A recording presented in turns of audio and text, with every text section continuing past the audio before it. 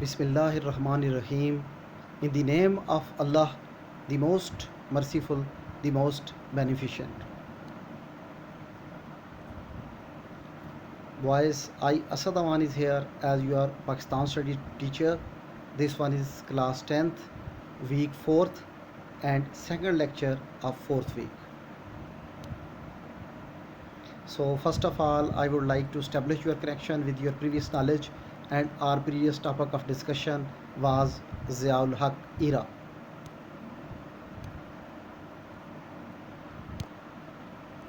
In Ziaul Haq era, we had discussed that how uh, different uh, sort of opposition politicians are there, and they are actually calling for military intervention during the PNA movement against Bhutto, and it played a major part in facilitating the eventual takeover by Jan Ziaul Haq.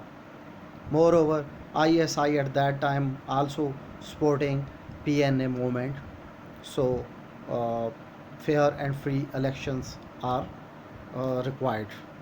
So, Zia and military had no intentions of leaving, and because of that, lack of political mandate is there to rule. So, Zia decided to consolidate his power based beyond challenge by making the military itself his political constituency. So he involved 3,000 military officers in civilian administration, and of course giving them all opportunities of profit and corruption. So this gave Zia an unshakable powers. He needed to destroy the power of Zulfikar Ali Bhutto as well. So first, by destroying power of Bhutto, it could made them military and Zia to establish their own credential to rule. Second, at that time he wanted this was an excuse for postponing the election. Third, the objective was to eliminate Mr. Bhutto by death penalty. Fourth, he constructed allies with new ruling coalition like JI, feudal mushaiks, judges, Pir Sibghatullah in Sindh, Chaudhry Zuhur Alahi in Punjab, Khan Abdul Wali Khan in NWFP. So he activated IIC, Islamic Ideology Council, to appease JI. Moreover, he introduced Islamic punishments, uh, and uh, he abolished interest in the banks, lending by complicated system of transactions, PLS accounts. Then, fourthly, the Sharia faculty was created at Qaid University. Fifthly, Zakat and Ushur ordinance uh, were initiated. Recognition to religious degrees, Nizam-e Salat. So, after recapitulating General Ziaul Haq era, now we will discuss major aspect of Islamization process from 1977 to 88. And after this topic, our objective will be that you people, students, will be able to explain the major aspect of Islamization process. From 1979, a series of Islamic laws were introduced in Pakistan. Federal Shariat Court was set up, and moreover, they decide if they were in keeping with Islamic principles, whatever laws are there. Then Hudud ordinance were promulgated there in the country. So different punishment were prescribed for various crimes. For example, offences against property ordinance, offence of zina ordinance, offence of kafa ordinance, prohibition ordinance. Then a new offence of disrespect for the Holy Prophet, peace be upon him, was introduced with imprisonment or fine as the punishment for offenders. He also introduced Council of Islamic Ideology, and in which he suggests ways in which the legal framework of Pakistan could be brought closer to Islamic ideology. And he tried to attempt to enforce Islamic principle in the economic field as well by replacing the payments of interest with profit sharing. So in June 1980, Zakat ordinance was imposed. So according to that, 2.5% wealth tax on saving on certain amount will be deducted.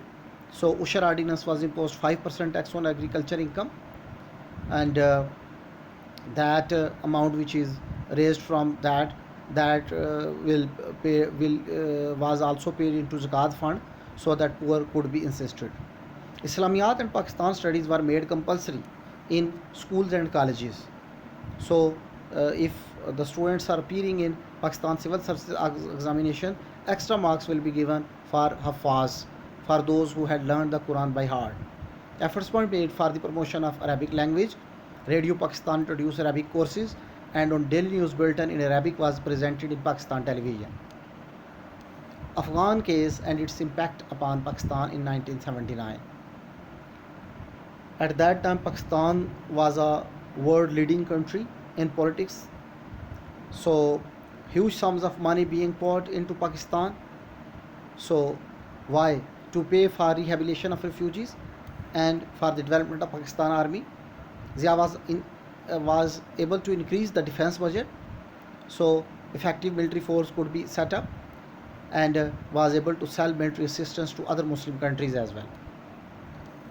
So Pakistan became second largest supplier of military manpower in the developing world.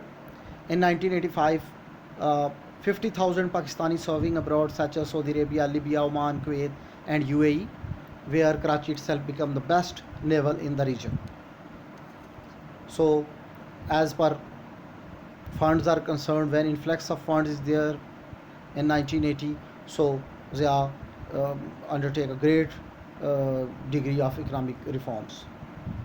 The funds from Western allies were matched by even large amount being remitted to Pakistan by worker overseas. His government denationalized many of the companies. Some were returned to former owners, others were sold to new investors. Laws were passed that stated that industries couldn't be nationalized in future except in exceptional circumstances with fair compensation paid to the owners. Pakistan annual growth in GNP, gross national product, was 6.2%, that was highest in the world. As per law and government, they have passed so many laws to restrict the power of the courts. Through Constitution Act Amendment of 1979 established military court to try offender according to martial law.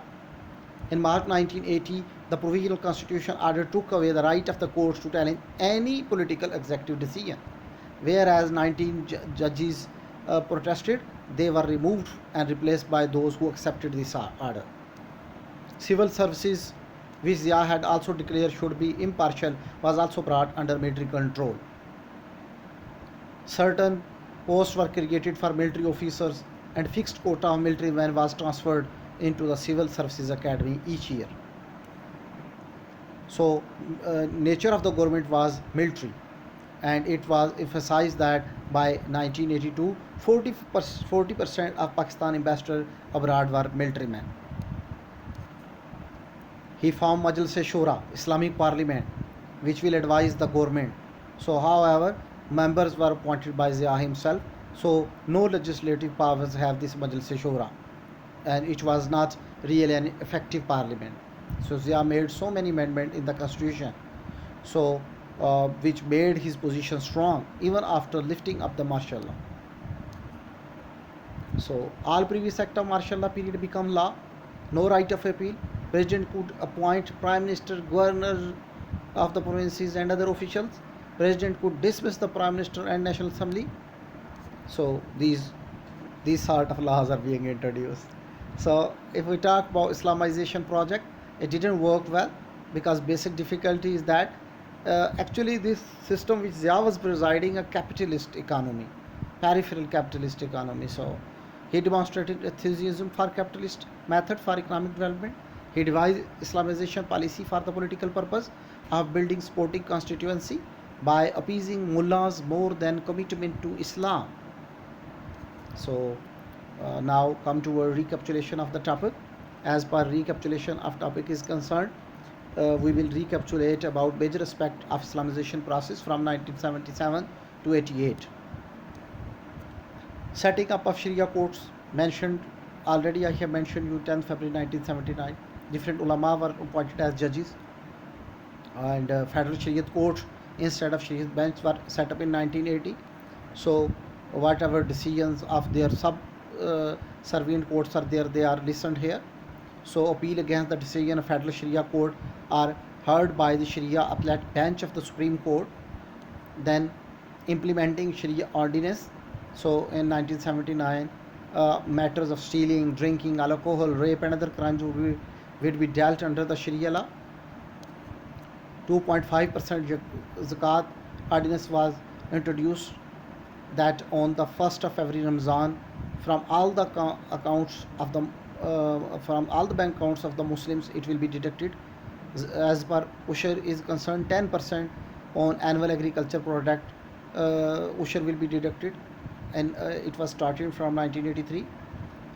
Interest was abolition of interest is there. Rather than eat profit loss, PLS accounts were introduced from 1st July 1984. Islamiyat and Pakistan study were made compulsory up to BA level in all the educational institutions of the country, so that so that Islam educational system could be harmonized with the Islam. Prayer arrangements were made on all educational and government offices. Prayer committee were formed to attract the people to prayer. Ehtaram Ramzan ordinance was introduced, that who will not observe the sanctity of the month of Ramadan, he would be jailed for 3 months, otherwise he will be fined rupees 500. Religious schools were introduced. Government himself was granting annually amount to them, and their degree was equal to master's degree.